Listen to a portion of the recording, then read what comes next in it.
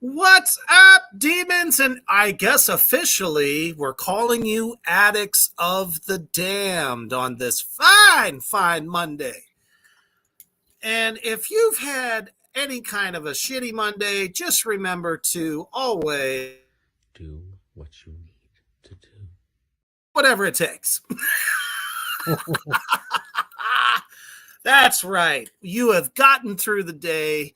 It's time to have a fucking blast. And the fact that the lights lit up the moment our intro kicked in just warmed my cold black heart. And we're going to have some fun tonight because we are talking about motherfucking Inquisition. Duh. That's right. We are going to be discussing their new record, which is an obligatorily long title, which I fucking forgot what it's called. Hold on. Veneration of Medieval Mysticism and Cosmological Violence. Who can't get down with that? One of the things that I am always a big procurer of is albums that talk about medieval times and the atrocities and crazy fucking occult shit that went down during the true Satanists and the church during those times. They were truly in the trenches at that point. And this album encompasses all of that. And it's got some crazy kind of far out there shit too, but that's okay. They might have ate some magic mushrooms. You don't know. But before we get down into this fucking killer fucking record, I was definitely very pleasantly surprised with this record. We're going to take a quick commercial break over to our brothers at Villain Arts Tattoos. Check that shit out.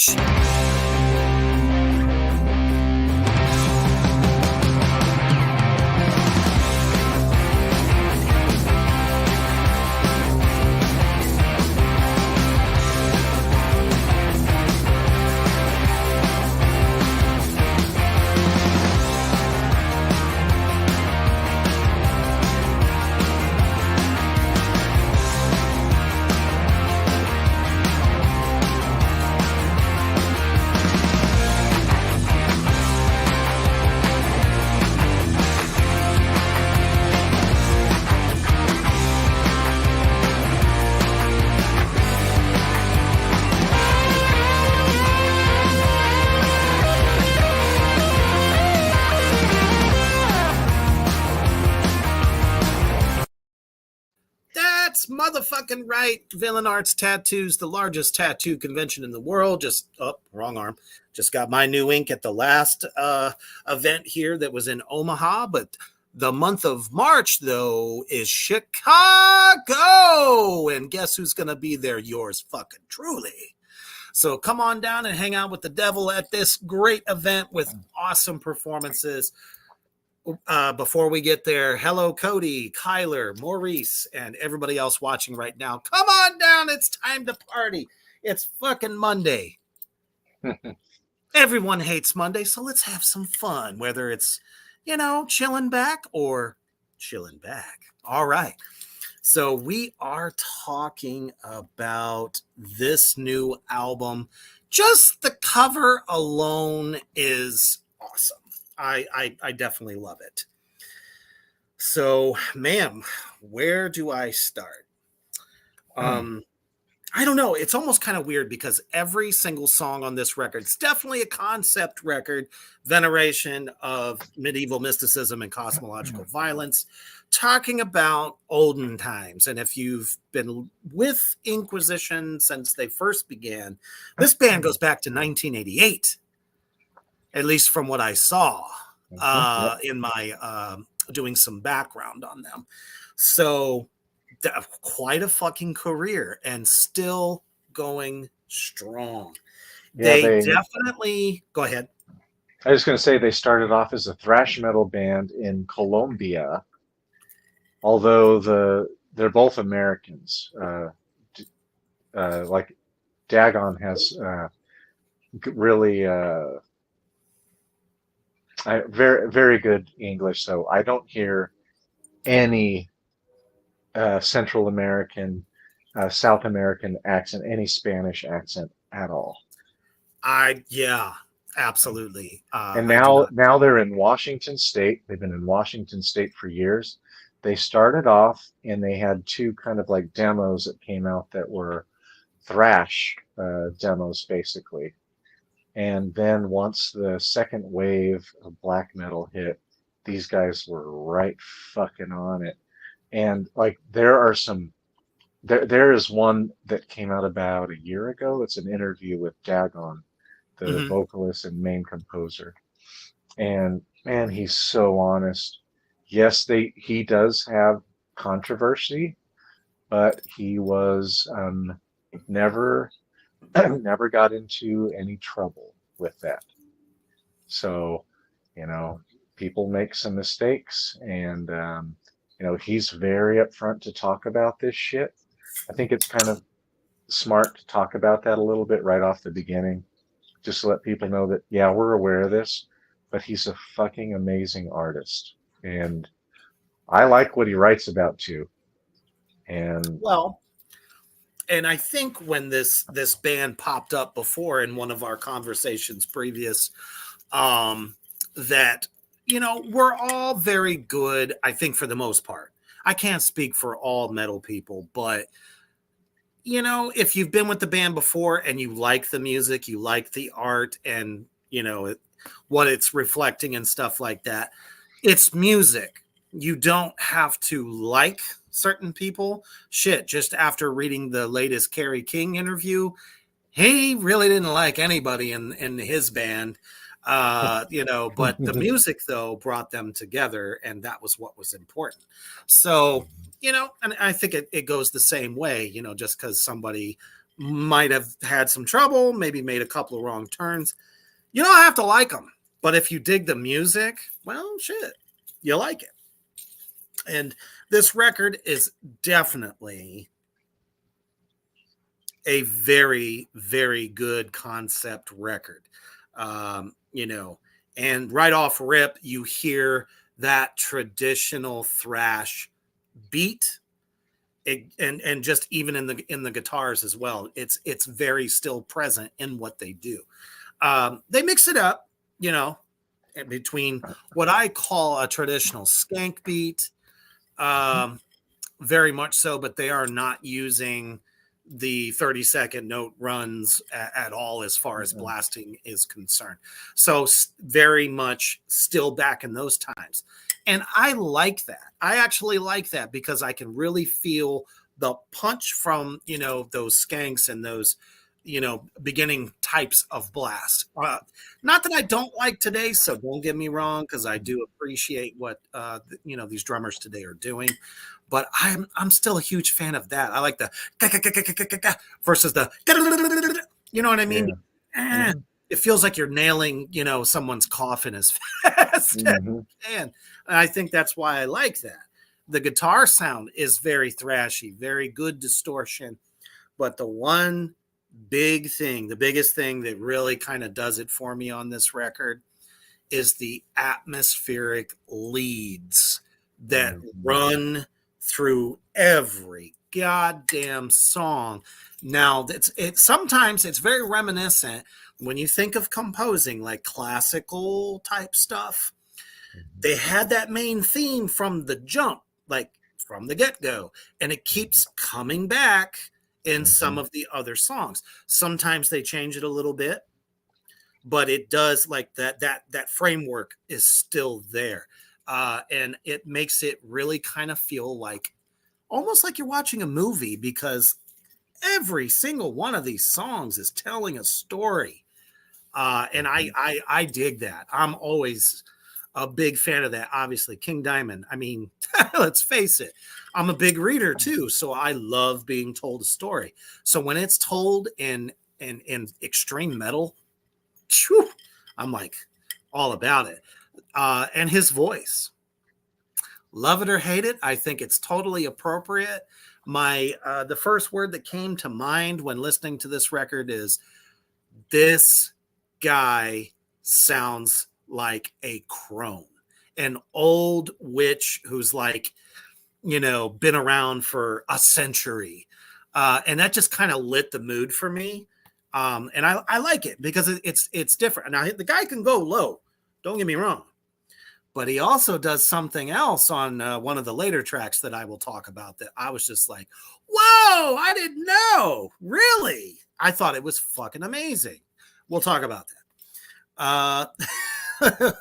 First, let's hurry up and see here.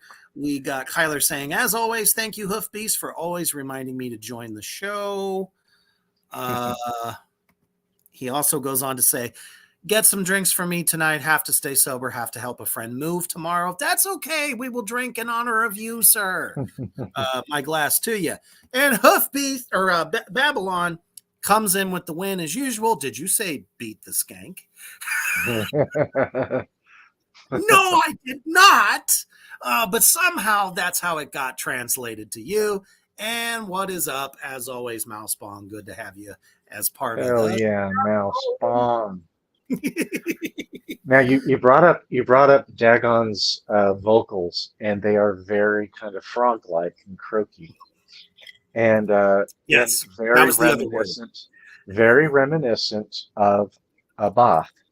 Yes. Through the Immortal, and a lot of these songs remind me of Immortal, not Immortal's first couple of albums, but once they started getting a little bit more melodic. Like, these guys remind me a lot of, like, if you mixed Immortal's more kind of driving melodic years and mix it with Dark Throne. Yes. I hear a lot of that together. It's very much second wave, and then they throw in these bells and keys and single notes that are clean and ambient yet dissonant at the same time, beautifully melodic throughout. But these guys, in my opinion, out of all of the black metal bands I've listened to over the years, are the king of the use of like ambient arpeggios throughout every fucking song. They're so fucking amazing. That's right, Cody. He said, I was just about to ask where the addicts on YouTube were. Felt a little empty in here. Don't worry, they're here. Yes, Mousebong, definitely agree with you there. I love Dagon's guitar style. It's very cosmic at times. And he is using an effects pedal that when he's doing some of these atmospheric leads, it also triggers a key sound. So I'm pretty damn sure. Don't quote me on it because I haven't researched it. But the fact that they were moving together at the same time tells me it might be one of those orchestrated effects pedals. And there ain't nothing wrong with that, because you kick that thing on, it sounds beautiful. Very symphonic, but even like you said, some of those dissonant intros, which is prevalent on a few of these tunes here. I love it. Me too. It's like, I have to say, it's quirky, but it's quirky in a good way.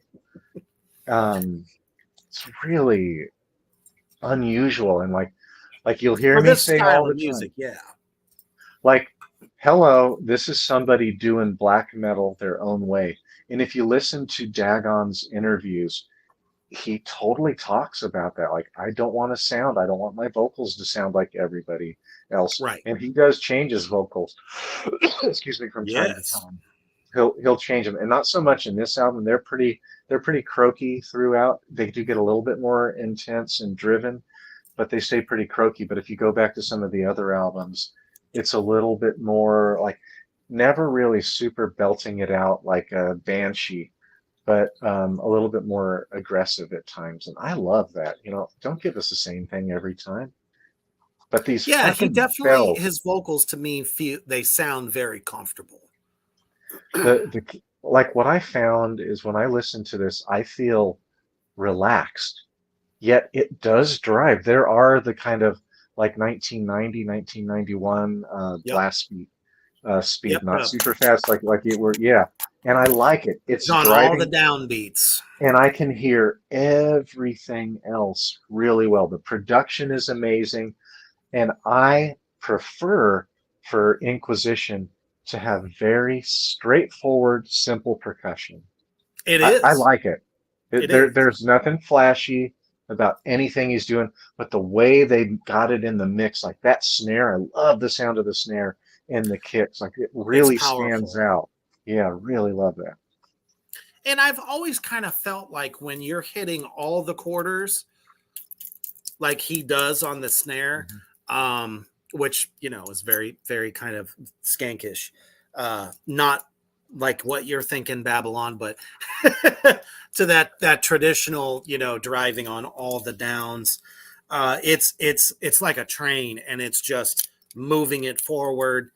Um, and to hear those atmospheric leads, like on the witchcraft song, which is the opening track, just very well laid over top, and it really sounds like it belongs there. It just Mhm. it works. um and let's see, the drums are not, well, they're driving but not a lot of fills, but the effective vocals, like I said, they're very, like you said, the frog style to me. Like when hearing him sing, and I've heard these other bands that do that like frog like sound, I didn't get the picture I got with him. I picture like I said, like an old crone, very Mhm. old, dark wizard kind of. Uh, Yes. I picture somebody who's like 150 years old, with a big old staff and a Yeah. No, missing eyeball. like Dark Wizard is a really good description because there is a sense. It's like froggy croaking, but it's really monotone. But it Yeah. also has authority behind it, like a Oh, it does. wizard, like somebody really wise, just kind of putting this out there. Yeah, it's unique. They did Yeah. great album. And a lot of the storytelling is very, when I say the word incantation, or invocation, that's what it kind of sounds like to me. Somebody standing there, in the midst of a open Hmm. sky, just, Hmm. telling this wild story and all the elements, and it paints the picture that it really wants to do. Like I said, this first track, Witchcraft Within a Gothic Tomb, definitely, I mean, it's sets the stage for like what is happening. It's like, some sort of wizard or warlock standing, inside this tomb. There's, big bonfire going, and they're raising whatever kind of magic's energies that they're trying to do. um you know uh yeah, Thick with Satanism. yeah. Really That's thick pretty with that. evident if you look at their pendants, and one has uh a different color that says what position you hold within the Church of Satan. So I thought that was fun. One's wearing red and the other one's wearing a black. Mhm. Red is, like, if I remember correctly, it's either the Reverend color or Warlock status. Mhm. So that was pretty cool to see. Um, let's see here. Mousebong says Incubus is such a tight drummer too. His fills and Mhm. cymbals stay nice and sharp. That was definitely one thing that I picked out very easily. Very well hearing that attack. A little bit of wash. They're not choking the wash like the previous album that we discussed a week ago, where it was choked quick, and there's a reason for that because there's so many notes to hear. But with this, it's like very spacious, and I like that. Yeah. Yeah. And that was kind of the big thing about this track. It didn't need fills. It just needed groove and driving the song. Like it almost kind of felt like you're on horseback and you're riding out as this is all happening. Yep. I kept writing the word driving because a lot of times it's not the blast beats, but it's still a pretty upbeat, and it's just driving it. They're using power chords with fast strumming and like 2 or 3 chords, and it's has an atmosphere kind of in the back supportive feel, and then comes the second guitar or the keys or the bells, and man, it works together. To have such dissimilar elements working together is a real gem. These guys are brilliant. Like Dagon, like just bow the fuck down. He is so talented as a writer. Like I want to see these And guys simplicity. so bad. I will drive many hours to catch these guys. Oh, I mean, I would definitely love to see this live. So Maybe they'll play Austin. We can see him with Mouse Bomb. speaking of Mouse Bomb, so funny. But before this, yes, Cody, very similar to how Blind of Summoner Circle does. Summoner Circle, I don't know if you've heard them yet, Hoofbeast, but I did an interview with them a little bit back after the Metal Devastation. His vocals are very similar. Froggy, but the difference with him, though, is he has multiple registers.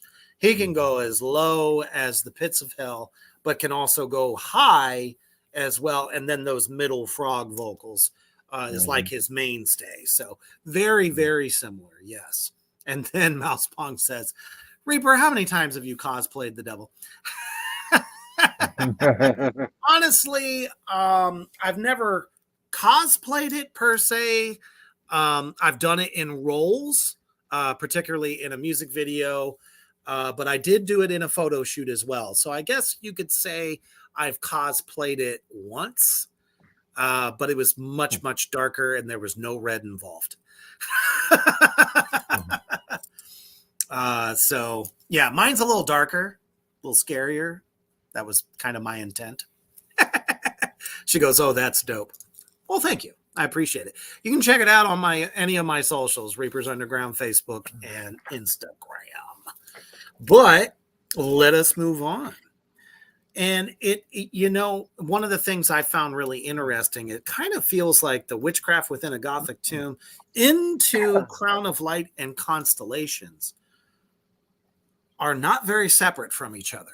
That's true, right in the beginning. I was going to say, other I think reviewers that was have on said purpose. this is.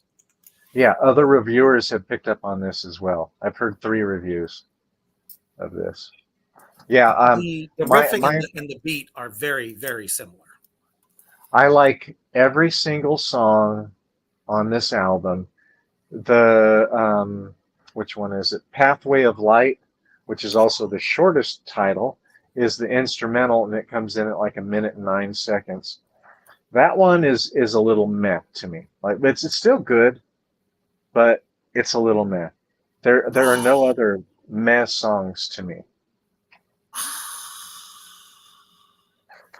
But I feel absolutely okay. From a purely satanic point of view, that little interlude is perfect. The song is called Pathway to Light is a Pathway to Fire. It's very philosophical in saying that light exists within the infernal. And I 100,000% agree with that. And I feel like the emotion that is being conveyed in that very 80s Tony Iommi riff. Don't tell me for a second that does not sound like a Tony Iommi I almost want to say like the Black Sabbath record that says featuring Tony Iommi. That's probably why you don't like it. But for me, I don't know. I like that flavor when Tony's by himself, just doing some kind of riff. And it was kind of beautiful, and I just felt like it kind of painted the emotion that goes with the title. So that is why I liked it. So Yeah, I liked it. It just didn't stand up sure, to the rest to me. I didn't feel like it stood up. it's an interlude. There's one song. It's the Memories Within. I think Yes. that they have the keyboards um, a little too dominant in that one. That's the only. It's still nice though. It's still a really good song, but sometimes it drowns out the guitars, and that's the Yes, it only does. one where it's a little bit too much in the forefront in the mix to me. Absolutely, Mouse Bong. She says, I enjoy the trippy guitar on Pathway to Light. It's definitely one of those almost like a Planet Caravan, but it's not as slow and hippie-ish, but it Mhm. is trippy. And I feel like it's trippy in the right way. Like Tony Iommi doing like six lines of cocaine and just riffing. You know what I mean? That's kind of what I gathered from it. And he did a lot of stuff like that on some of those 80s Sabbath records. But Memories, yes. I said that it has a great blend of changing grooves from fast to slow. That's what I really dig about that. Is that it's not just the same all the way through. There's a point where he breaks it down and starts to hit that 2 and 4 backbeat, and it was in the right place. I actually wish it would have lasted a little bit longer because when you break down from the real driving, pushing it forward, and then Mhm. that's where that groove comes in. It's almost a mosh pit moment, in my opinion, when that happens because you got such intensity and then you cut it in half. All of a sudden, it's like, yeah, very groovy. But yeah, I do agree. The keys flavor, it seems like volume wise, they turned it up higher on Mhm. that particular song. So it does kind of overshadow that guitar riffing. Um, but still kind of utilizing that Miles Davis philosophy of simplicity. Mhm. It's not super technical. Uh, I felt like that is Memories yeah. Within is also the most atmospheric song, yet it does drive as well. And it's a really odd song, the way the keys are. Like, it doesn't sound like something that would go with black metal guitarist No, at all. I And wasn't I expecting it. fucking love that.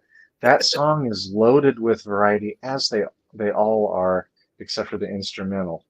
But Yep. I love the variety. There's always something else to chew on. There's always a different flavor in every song. But man, the I love when the arpeggios accompany the keys. And for those of you who don't play guitar, an arpeggio is when you hold, and a lot of times you're doing a major power chord where all four fingers are being utilized, and you're holding that chord, but you're strumming all four of those notes, and you can change up the rhythm. And in black metal, they keep the distortion, but they turn the distortion down on your volume knob to maybe a 2 or maybe a 3, and then they and then they let it ring out in an ambient way, and that's a real characteristic of black metal, the way they use arpeggios. Love it. Yes. Definitely agree with that. Mouse Bong says it was definitely an intentional choice to have them loud on that track. Yeah, And I definitely do. I do think that it was definitely intentional. And it really kind of leads up to um, Primordial, that particular song. I had a lot to say about that. hmm This is where I felt like the original atmospheric guitar lead, that original theme kind of comes back in this hmm tune. yeah, and it starts out very, and I it was so reminiscent of thrash 80s. You know, it starts out with that little bit of guitar riff, uh, dissonant, and then has this when the distorted riff comes in, the drums just going, dun, dun, dun. And I'm like, oh yeah, that has 80s written all over it, and I love it. And I actually ended up calling it a very decadent style song, but still bring in the pain at the same time. So very intense, very cool. And then, if, like I said, the atmospheric guitar soloing over the top Yeah, was it just was very reminiscent of arpeggios. the original theme. Yeah, it's mostly arpeggios in that song. That primordial philosophy was my least favorite of the songs, but that still means it's like 4 out of 5 stars for me. It's still really good, but it's the one because I've listened to it a lot over a week and a half, Yeah. and it's probably my least favorite of them. But that's still this album is stunningly good to me. It's 4.5 out of 5 stars for me. My favorite song is A Hidden Ceremony, and I'm only giving you usually 3 or 4 words because these They're are so long. long. Every track is so long except for A Pathway of Light.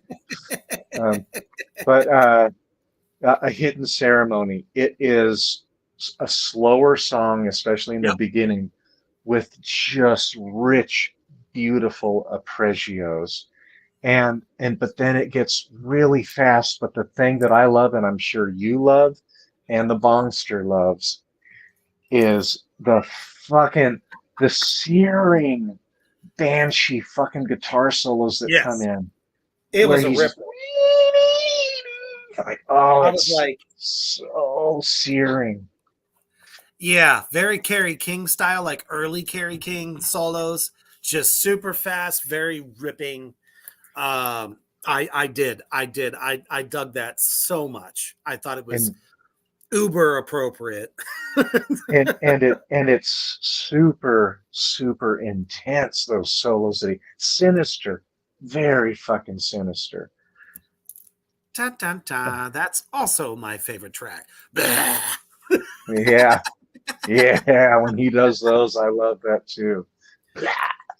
Right. Um, and and this is the one where there's tempo changes in all of them, but this is the Yes, one where the tempo changes were so drastic. The slow I arpeggio loved it. parts were super slow, super rich arpeggios, and then they hit the blast. That's right. Oh, I That was love that. Is that my was the favorite biggest thing song. I had to say about that tune was the groove changes and how flawlessly they go together. It Yeah. didn't sound like, hey, this is a new section of a song. It just flowed, and that's another really big thing about this album is every track flows well as it's put together. Now, what was my next thought? Yep. So Infinity, I'm sure no one is that surprised that Infinity is my favorite track. It is my favorite track because not just because it's Infinity is the Aeon of Satan, but it is the most epic sounding track Mhm. on the album. I definitely feel like they gave the Dark Lord his due by making this song huge. It's huge in every way, from its aggression, from the way it starts, um, and you know the use of the leads over top. It just sounds like a very grandiose kind of song. It's huge and very epic. The storytelling in this particular song is like they really put a lot of thought into it. Oh, it's yes, Mouse Bong, you are absolutely correct. It is fucking evil in every sense of the imagination. Very passionate. There's like big dark passion within this Mhm. song. This one is now officially on my playlist. Yeah, this is the one that has a lot of, and to me, that's what really pushes this epic feel for it. Absolutely. Yeah, it's of course a good song. My probably second favorite song is the second track, which is Crown of Light and Constellations. Yes. This one is starts off a bit more driving and kind of upbeat, and it's the one where it takes off from Witchcraft Within, Yes. and it has a It's like a continuation. very atmospheric solo, and then it has there are two songs, the very last track and this track. It has, and I haven't heard anybody else call it this, but it's what I call it. I call it goofy, whitey vocals. There's no way that you're thinking this is a person from Africa, or this is the whitest of whitest people ever doing vocals. So Tom Brokaw. Yes, but more of a goofy factor, like really goofy factor. But I love it. It's really goofy, and you're just like, what the fuck's this? And if you ever hear the first album that they did, the vocals on that one are really hard to swallow, and they have the high goofy factor as well. I think it was their 1993 release. It has a high goofy factor, but goofy works. This odd, quirky, kind of, dare I say, kind of queer sounding, not queer in a gay sounding, but Right. it's odd, it's unusual, and it's a little slightly cringe, but really good cringe that works, and it complements the black metal like so well. Like Strangely. this stuff is like, if you're used to just listening straight black metal, don't come in It's thinking you're out getting of the straight norm. black metal. This is very unique. I love fucking Inquisition. These guys fucking deserve double horns, just like Mouse Spawn gets every time she comes on the fucking show. I mean, they are the perfect blend of the pretentiousness of the 80s and the early black metal. Like you said, kind of like around the 90s era, and blending it with newer ideas. And I think that's where you're getting that kind of that quirky flavor. They didn't shed the thrash. They didn't shed the early black metal, riffing and stuff like that. And then adding things in there that you just wouldn't expect. My particular one that I told you I was really surprised and was like, almost like, hell yeah. Didn't expect this whatsoever, but on the Wizard song, he sounds so pretentious, almost fake when singing in a normal singing voice. That might be the Whitey voice you're referring to. This is Whitey. Yeah, that's the I'm Whitey. sitting here going, damn, Gandalf just joined the song, from Lord of the Rings, and is suddenly singing, the rest of the song. And it was almost like wow, this is a very D&D kind of song, almost power metal-y a little bit. Mm-hmm. Yeah, the title track, Veneration of Medieval Mysticism, that one has more of the kind of King Diamond, yes, kind of heavy metal feel out of it. You can pick it up, but it's not going to like jump out at you, but it is that's there in my opinion. It's there. It's definitely there. This is hilarious. She says, dude, I can't help but smile when he sings like that. Beast is right. That's kind of cringy, but it's still whoop ass. It is. Yes. It's pretentious in a fun way. It's not a, God damn it, I'm going to throw this across the room. That's not what I'm getting from it. I'm like, okay, he's taking a chance. You can see where some of his influences lie, and it's coming out because most, black metal bands won't do that. They're like, oh no, I have to stay as Yeah. evil as Oh, possible yeah. and so true to the sound that if I try anything different, the fans are going to think we're posers or whatever. I love it. And Cody says, "Kill Whitey" by Chris Farley. By the way, one of my all-time favorite comedy films, Black Sheep. Yeah, definitely. This album is so much full of fun that you don't really get with your, like I said, your traditional black metal. Um, and Mouse Bong brings up a very, very good point. The title of this is Veneration of Medieval Mysticism. Well, the music fits the title itself, like this whole record. When we think of that, we think of all those great medieval films that we love, all the classics that, a lot of people probably look at today and go, oh, what? Like The Dark Crystal, or, dare I say Labyrinth. Any of the Robin Hoods, for fuck's sake. There were so many of them. Anything that was centered around witches, warlocks, kings, queens, that whole thing.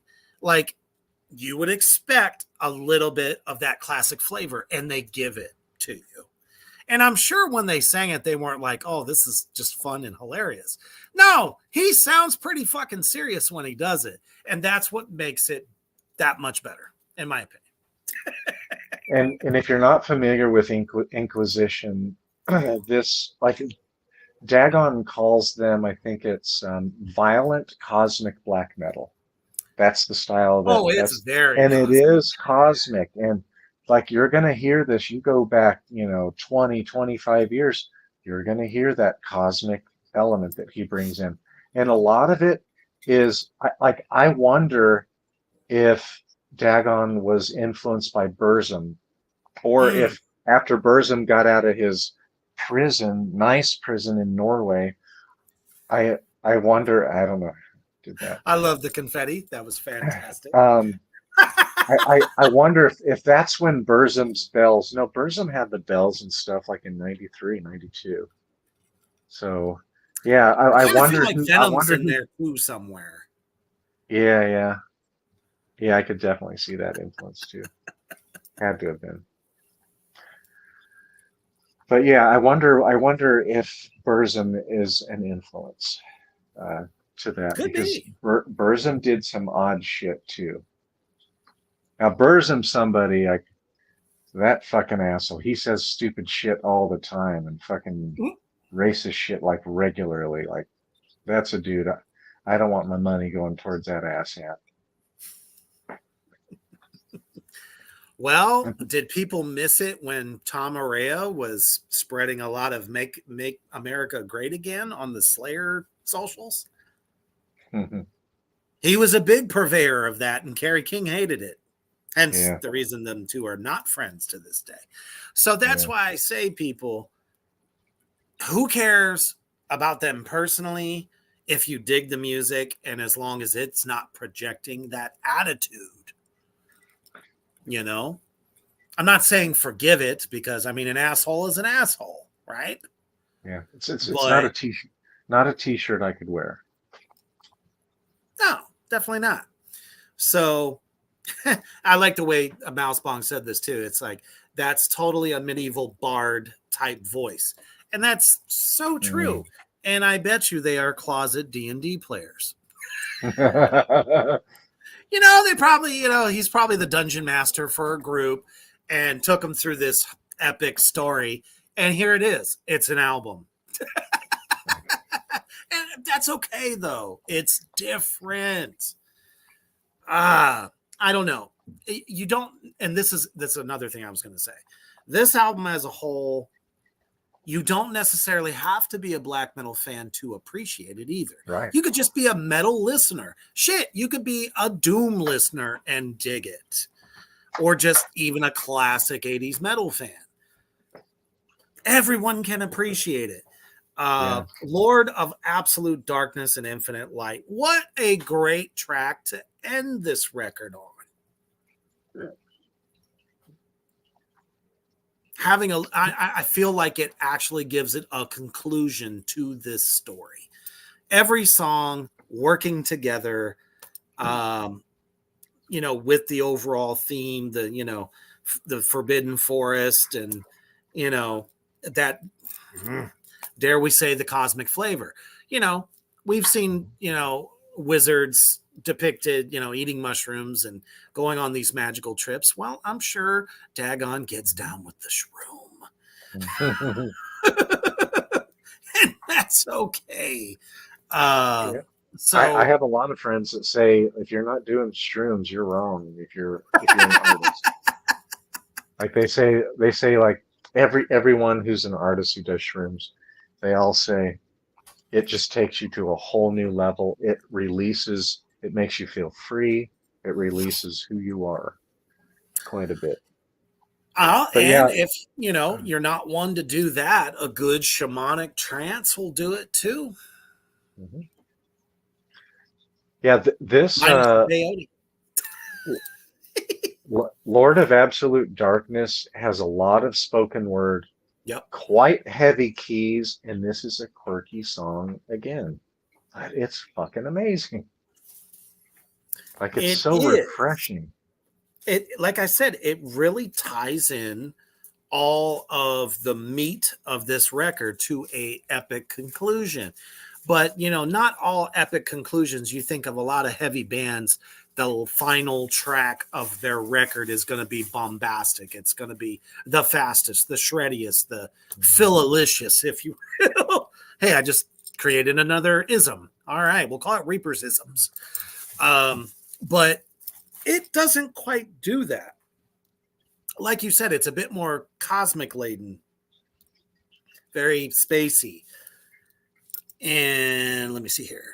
It is. I agree. Mousebonk says, final track is very epic. Makes me feel like I'm walking through an ice castle or something. For all we know, they could have been sitting there watching any fucking number of Disney movies that have medieval times, medieval castles, and you're combing the halls. Now, of course, I envision Vlad Tepes Castle because that's my favorite medieval torturer, conqueror, if you will, the great Dracula. But yeah, whatever. Or even those bastards in Western Europe, any of those castles. I mean, they were the real evil ones when you think about it. So I thought it was very, like I said, just very appropriate. Nothing to me, and I'm a serious listener, just like yourself, everybody out there in Morgarath land. We all are. But nothing on this record kind of spoke to me like it was just too much. The key part, anytime something gets drowned out, I'm not a fan, especially if it's drums that are drowning out a lot of stuff. But I guess that's what they wanted to create artistically. So, I mean, okay, is it a track I'm going to play over and over again? Maybe not, because I don't always like that. That's one of the things I hated about Fear Factory. How many times did those obnoxious samples and things override what was happening? Hated it. This I didn't hate. Like this is what a contrast to last week. Oh, I can yeah. see that. Yeah, the castle in Conan 2 with all the mirrors. Sure. Oh, yeah. Very spooky. Shit, even the snake temple of the first one. Yeah. Very, very appropriate. I say that way too much for this record, but it's true. Yeah, Conan the movie, the first one especially, has a lot of darkness in it. Dude. Ah, it's real dark. And I love the little Buddhist monk that's with him and is fighting the demons and stuff. Like, man, I loved that movie when it came out. I must have been like that was like early '80s, Oh, yeah. late It was like '70s, early 83, '80s. I think. Yeah. It was one of the only films to date that I can remember that ever shed any light on snake cults. because, Mhm. or serpent cults is what they would call Mhm. them. Hence my former band was kind of centered on a little bit of that mythos, a little bit. Those things were real. Like they really took a spiritual likeness to the serpent and what a serpent means in different cultures and stuff. They were hardcore. You want to talk about tripping the fuck out? Those motherfuckers were the druggies of the time. Sure, that's where Aleister Crowley got a lot of his shit from too. So I don't know, man. Out there in the Far East, yeah, they were into some hype shit, man. Even Egyptians. So, but yeah, yes, I agree. The old Conan movies do rule, and if you haven't seen it and got down with the Schwarzenegger of that time, you probably should do it because it's Mhm. deep, but it's super fucking dark, and that has probably the best description of Inquisition's new record is it's fucking dark, man. And Mhm. anytime you can understand verbatim what the vocalist is singing and you can do that with him, you catch everything. You don't need a lyric sheet. It's right there in your ears. Just got to put the Reaper, headphones. would you agree that with this, it is dark yet soothing? Yeah. I mean, I don't Oh, know if I'm the best kinda. person to ask, but I find all dark music, extremely dark music, to be very soothing. But for a black metal band, yes, I would say it's very soothing. Something I can Yeah, just chill back to and relax. yeah. Like this one has been a great one when I partake of the devil's lettuce at night, and then I was waiting for it. I go into sleep at night. What a great album every fucking night, like 11 nights straight. Just yes, Oh, so yeah. good. I did very much a lot of the same thing with those early Merciful Fate records. Oh hell yeah. Babylon says satanic cringe. Yeah, but not quite like Ghost.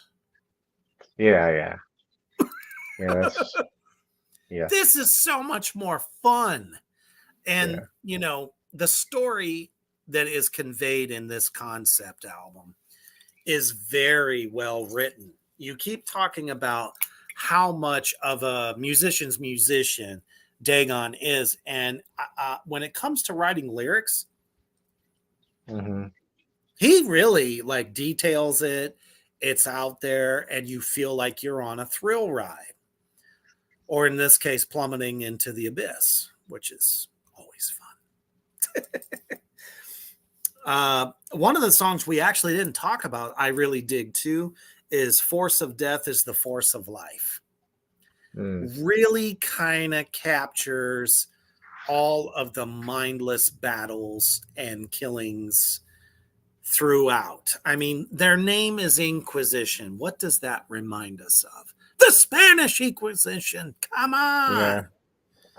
on. And I feel like that song really encompassed the atrocities, if you will. Yeah, one of the heavier songs, it has a lot of blast beats and then it has driving tempo. It doesn't really slow down like some of the others do. Mm-mm. And really sinister tremolo picking about three-quarters of the way through the song. And by the way, most of these songs are somewhere between like 3 minutes and 30 seconds to like 4 minutes and 10 or 20 seconds. They're not real long songs, and I like that. And on uh, my next album, it's going to be like that.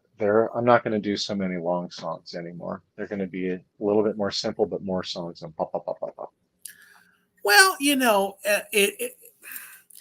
the creative process, the art of what we do, sometimes it takes longer to get everything out in one song that you want to. You Hmm. know what I mean? So I don't think it's like you sat down and went, I'm gonna write a 12-minute Yeah, yeah. No, song, that's or I'm gonna exactly it. write a 13-minute song.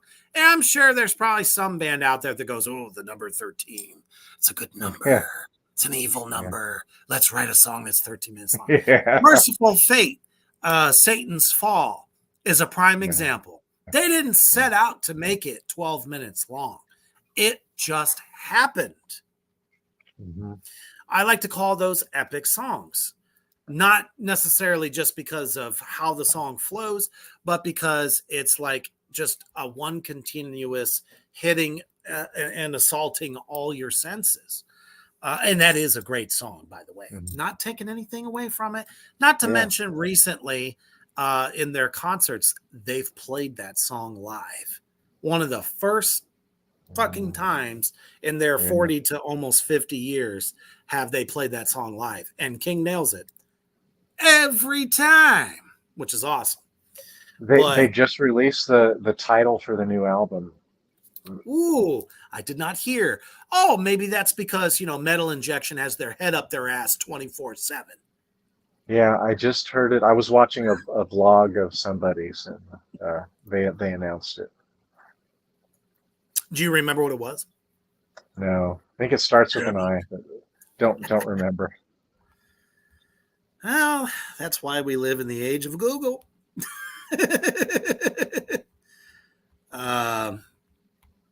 But this is definitely one of those bands that shows us that you can get a lot done, a lot conveyed in a very heavy way and not have to be such a long song. If it happens, it happens. Maybe artistically, he felt like he was able to get everything out.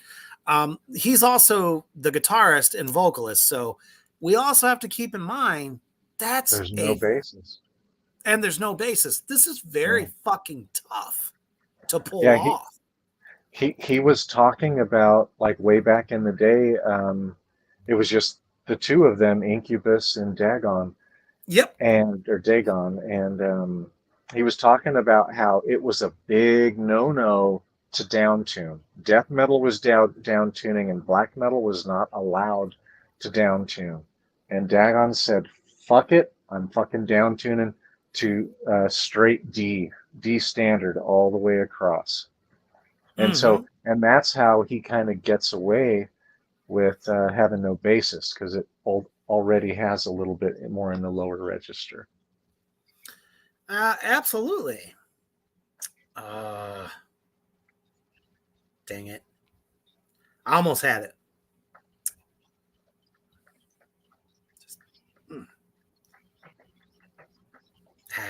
Shoot.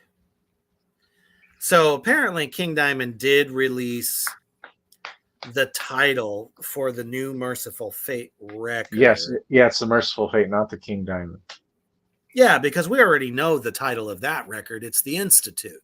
Yeah. Well, that's the one I was confused with then. Oh, gotcha. Yeah. And okay. I'll have to check that out later because it's going to take me down several rabbit holes to get to it. Beautiful. I love that. Thank you, Internet. Sometimes things are not that easy. Let's see here. Cody says, I've seen a video about longest metal songs or something like that, but it's like 60 to 7 minute long songs. That's like fucking Sleep. The band Sleep, who did an entire record on one song. Come on. How could you do that? I don't know. I don't think any black metal band would do that per se. Not that I know of. Bellwitch does it, and Gorguts did it on their last album. Gorguts has really long one song. And it's like 34 or 36 minutes. Bellwitch is known for that. 30-minute songs. Or maybe like 2 of them on the whole album. I mean, as long as it's good, I don't mind it. You know what I mean? If I can hang with it. Especially if they have like interludes, bridges, breaks, breakdowns. I can hang with it because it's like I can feel and know that this is a new part and it's moving into a new section. Speaking of the Merciful Fate again, they were notorious for doing that. Whenever they would write a long song, you always knew that something new was about to happen.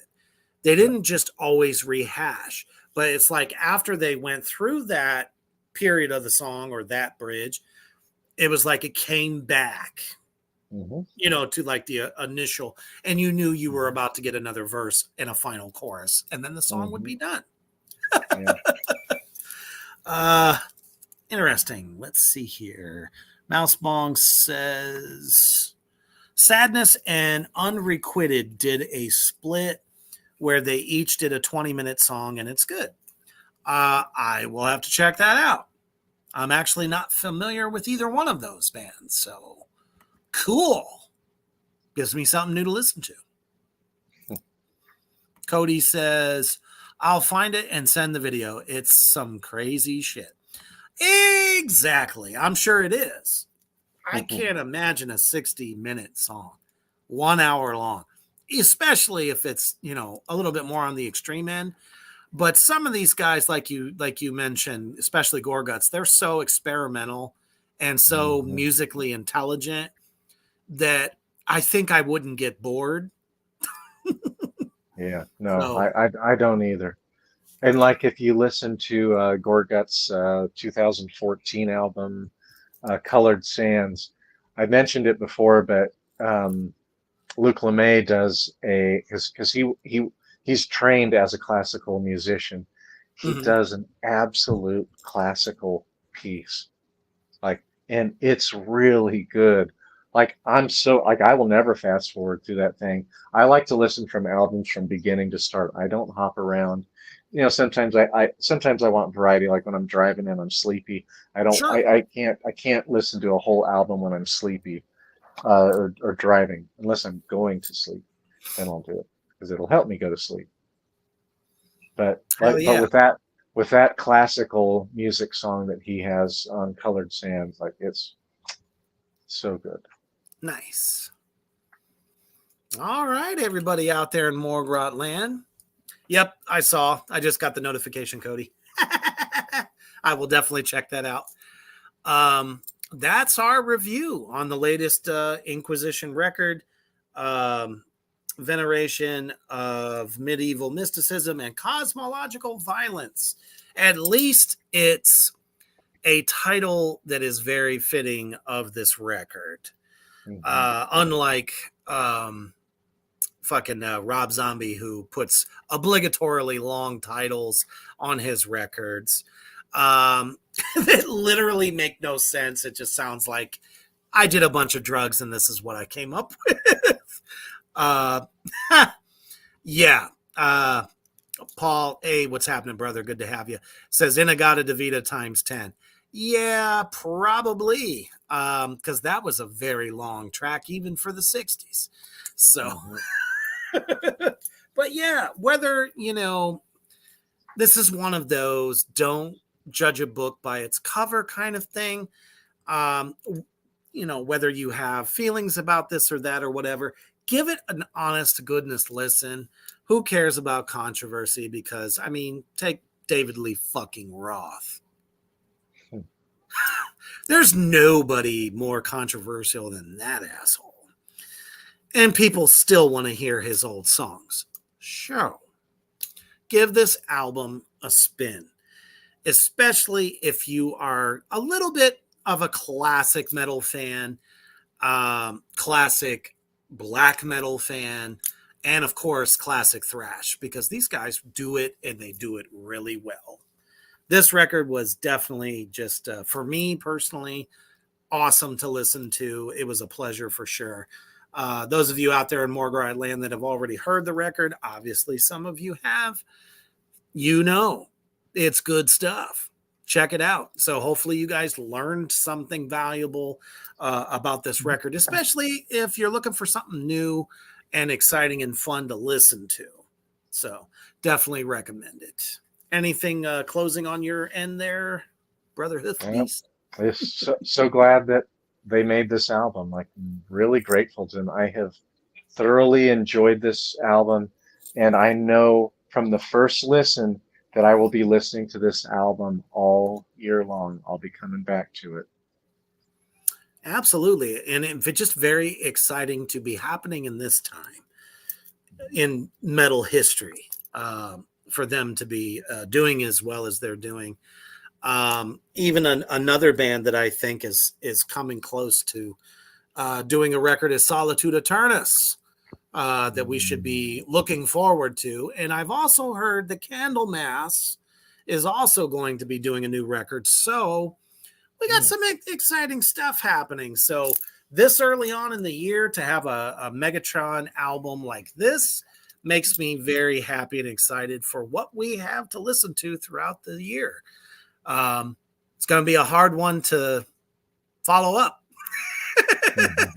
especially, you know, this particular genre of metal.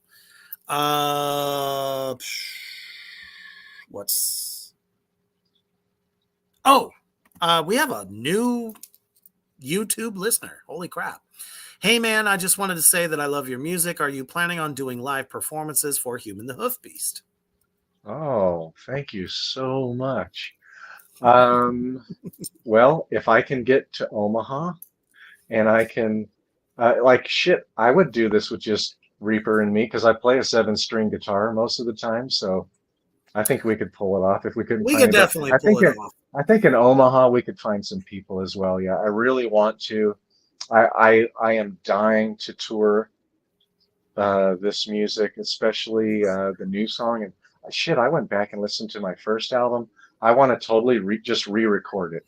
Keep it the way it is. Right. Keep the song structure the way it is, but get Reaper's drumming on it, and then to redo everything. And I want to add my death metal vocals to it as well, my cave monster, as I call them, vocals. And that won't take very long to do. Yeah, I do want to do that. It's marinated with you, you know, long enough to know what you want to put in it. Yeah, like I like it. It's just my recording was part of the problem on that album, but it was mostly the guy that I got to mix it. Just, I'm sorry if he hears this. I'm sorry, dude. You did one song well, and the other ones I'm just like, who the Kind of fuck shit is the bed. it? Doesn't even sound like me. It doesn't even sound like my music. What he was giving me. And then finally, I just said, you know what? Fuck it. I'm gonna mix them myself. And I sent them to him. I'd already paid him. And I said, just try to make it louder. And then what he did is he made the kick drum sound super boxy, and I was just so frustrated. And I couldn't do anything especially else. with program drums, that's like a big no. Yeah. Oh man. But definitely, Yeah. I think you will see us get out there, especially after it comes out. Probably, like I said, one of the most rewarding studio experiences, and one of my biggest challenges at the same time. I feel like doing it the way I did it, I could do it again, and I'm not afraid of it anymore. Good. Because, you Yeah. know, we talk about internalizing an intimate relationship with those songs when crafting. I know how a lot of drummers now feel, like the big guys, like Gene Hoglan has had to do the very same thing, where he's fed tracks through his earphones and he's laying his drums to it. Like everything is set and he's got to put his signature on it. So I feel like it's helped me become even more well-rounded as a drummer. And I'm excited for everybody to hear it. I hope they like it. Hell yeah. Yeah, I have a meeting tomorrow night to with the guy who's going to mix and master, and this guy's fucking good. Mix Cave. It will be great. Mix Cave Mastering. He's really nice guy. He's a veteran, like I'm a veteran, and so we hit it off that way. And yeah, Engineers are so important.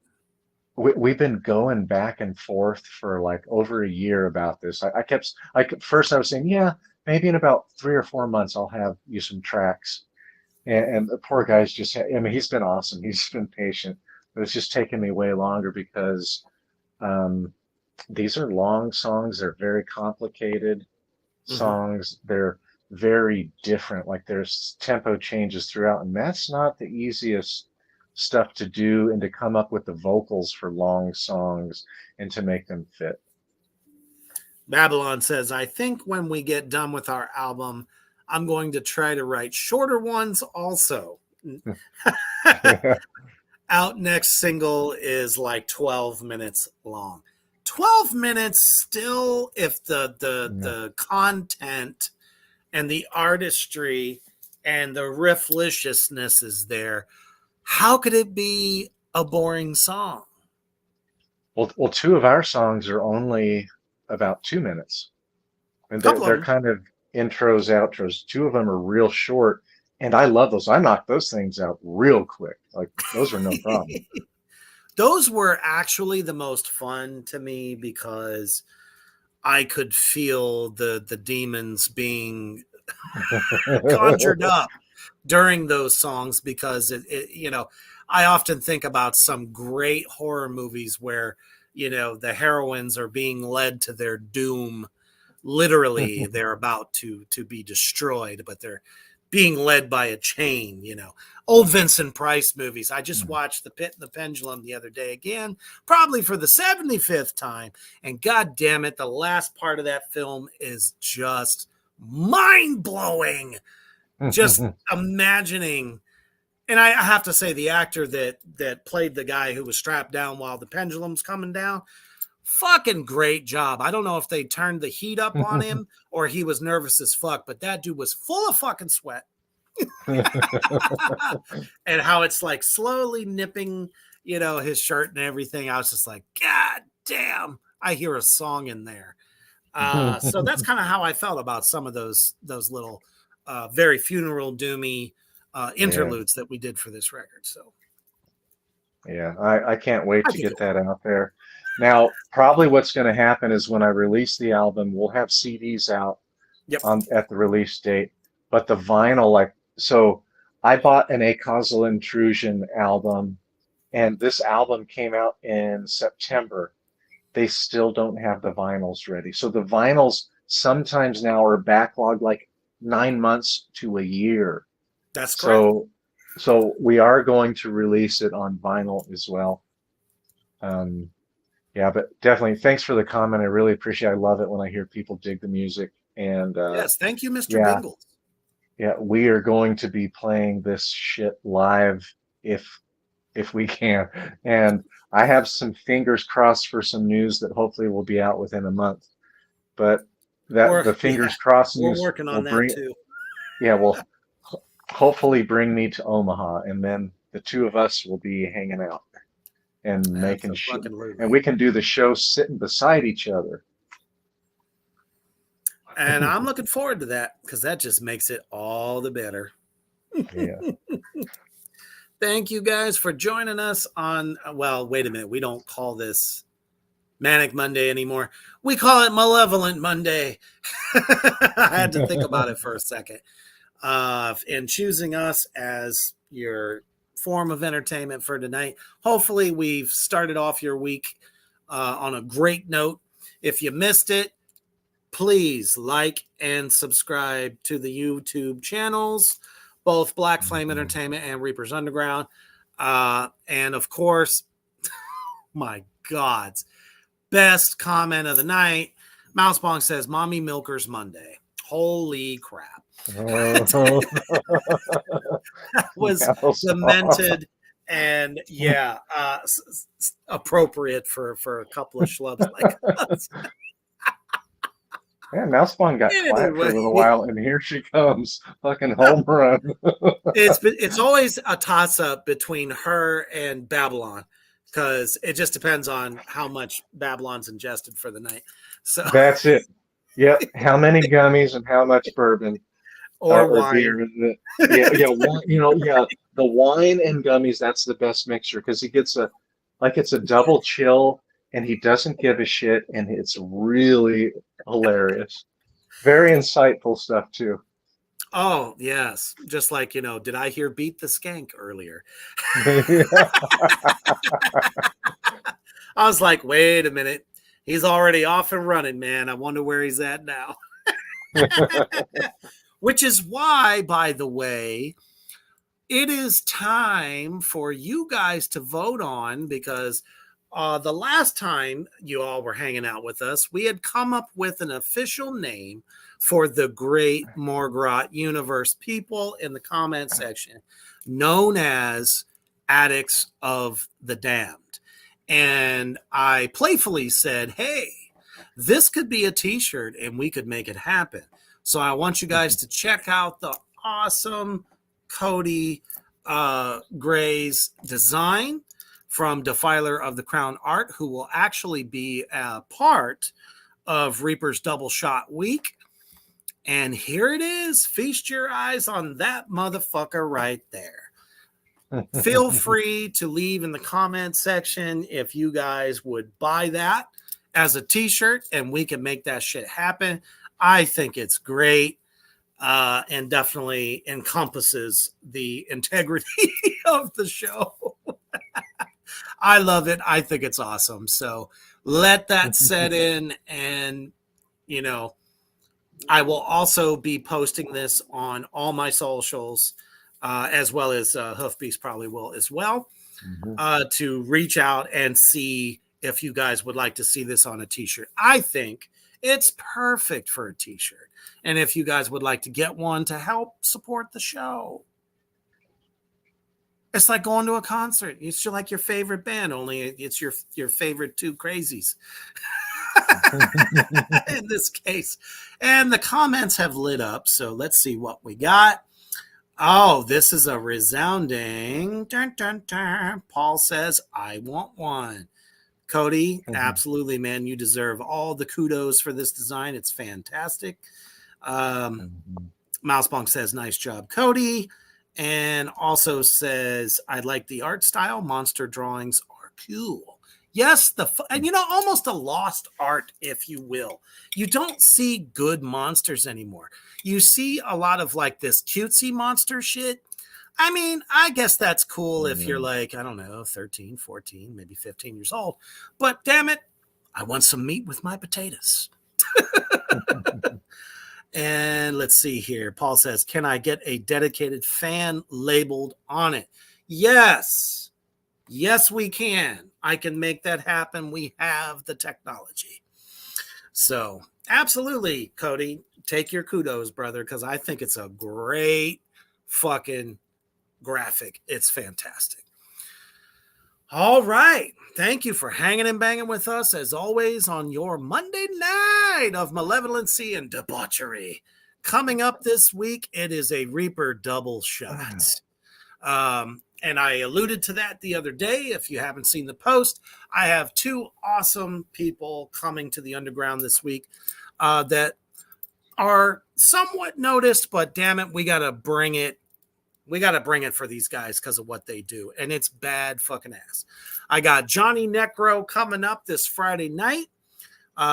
He has been doing comics that showcase some pretty decent names in horror and mainstream horror that he's kind of put together. He also is a musician and does quite a few different things. He's an actor and a writer. So he'll be on Friday.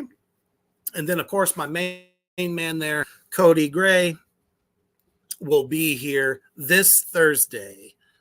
First time to the underground to showcase all of his designs, all the great stuff that he's working on, as well as the stuff he's done for Morgrot magazine, as he's a staple artist for the magazine. So we're going to showcase all the cool shit that he has been up to. And what's happening on Saturday? Dun, dun, dun, dun, dun, dun. Saturday. It's time for a double dose of the devil. I'm talking about the goddamn program.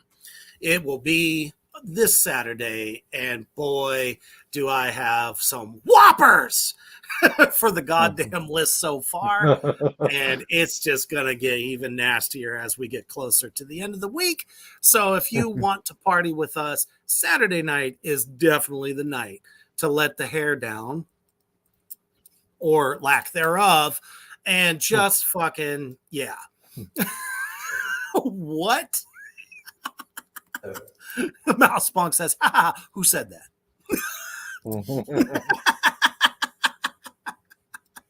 She said that was very Pee-wee.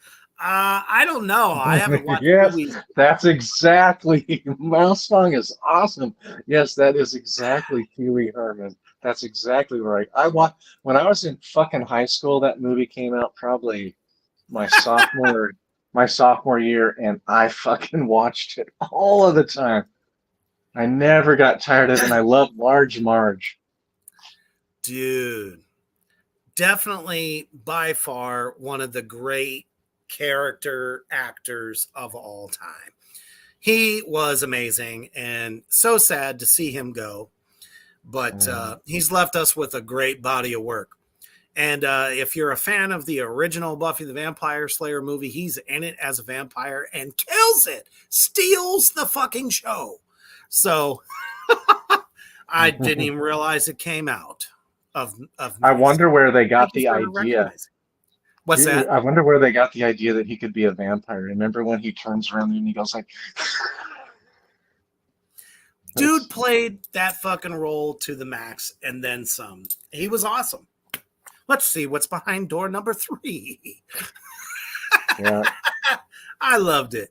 But anyways, don't forget, action-packed week here on Morgrot Entertainment, Reapers Underground, and of course, the goddamn program. So stay tuned, stay with us.